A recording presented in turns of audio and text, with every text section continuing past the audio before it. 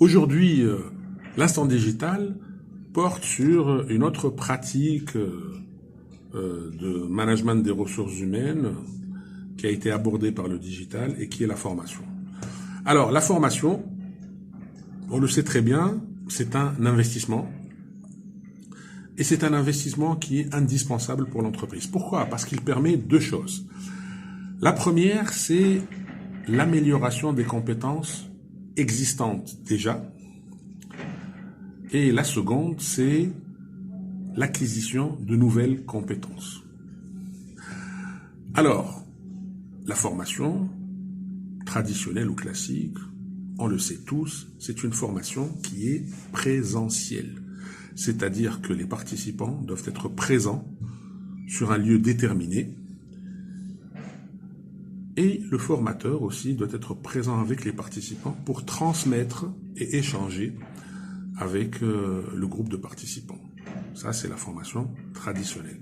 Il est vrai qu'avec le e-learning, la formation c'est un peu sophistiquée, elle a un peu évolué, le e-learning, qui durant les années 90-2000 a été la grande nouveauté dans le domaine de la formation, dans le sens où le participant va être avec le e-learning confronté à un contenu qu'il peut consulter à distance, c'est-à-dire de manière non présentielle.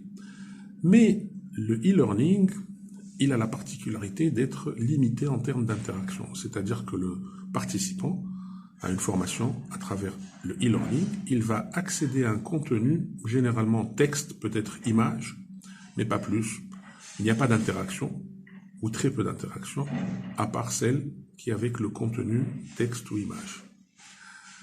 Alors aujourd'hui, depuis quelques années, nous sommes en train de voir l'apparition de nouvelles formes et de nouvelles pratiques de formation. Ces pratiques de la formation sont inspirées clairement par le digital. Et là, je parle des MOOC, Massive Open Online Courses. Ça veut dire des cours ouverts à tout le monde, massifs, c'est-à-dire que peut y avoir des milliers de gens qui vont accéder à ces cours et qui sont, bien sûr, en ligne, accessibles à travers Internet. Alors, quelle est la particularité première des MOOC? Les MOOC, premièrement, sont des formations à distance, c'est-à-dire non présentielles. Et là, il y a un avantage indéniable, c'est celui d'économiser les frais liés à la formation présentielle, c'est-à-dire location d'un local ou d'un hôtel, etc. Ou même le coût, principalement le coût du formateur. Donc les MOOC sont non présentiels. Comment se présentent maintenant les MOOC? Les MOOC, c'est un ensemble intégré d'outils qui se présentent principalement sous forme tout d'abord de vidéos interactives. Et dans ces vidéos, des experts ou des praticiens ou même des académiciens vont venir exposer des concepts, des idées liées au thème de la formation.